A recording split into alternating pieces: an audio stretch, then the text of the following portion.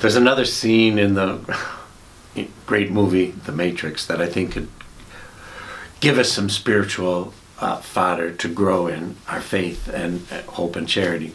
If you know the movie, there's a scene where we get introduced to the agents who are after Thomas Anderson. They suspect that he's trying to break the code. The agents who are virtual agents, remember, those who are part of the artificial intelligence, the mean, bad computer world things, they suspect that Thomas Anderson, with his great wisdom, his great computer knowledge, is beginning to find the secret that he's in a make-believe world. He's knocking at the door. So in come the stormtroopers, as it were. They're going to try to capture him. He's talking to Morpheus on a phone. And remember, Morpheus is talking to him from the real world, and he has to talk through a phone because that's the way it's set up in this science fiction movie called The Matrix. And he's telling him to escape. He wants him to walk out. He's on the 50th floor or something like that of a high-rise building, and he says, climb onto the roof. And Morpheus tells Thomas Anderson, there's only two ways out of this building. One is either the scaffold that leads to the roof or in their custody. It's your choice. Now, my friends, let's stop there for a second, because it is good. Often it's not easy.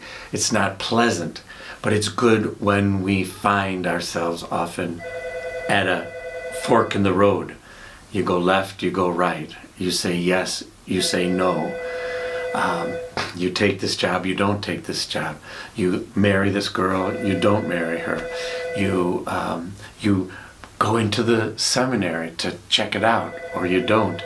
All these, oftentimes in our lives, and this is what's very important about spiritual growth, is you have to seize those moments. Now, in the movie The Matrix, Thomas Anderson chooses the wrong option because he does get caught by the agents and he's brought into interrogation, and then the Morpheus and his team have to go with plan B in order to rescue him, as it were.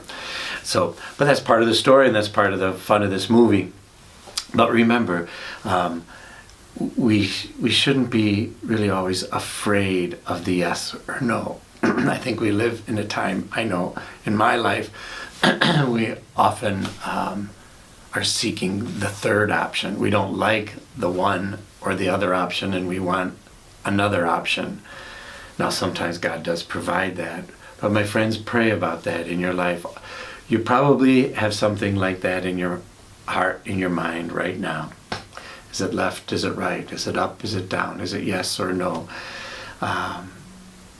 Pray about that and ask the Lord, ask the Holy Spirit for you to make the right choice. God bless you for listening. Stay tuned. Don't forget to subscribe. I'm Father Tom Koys.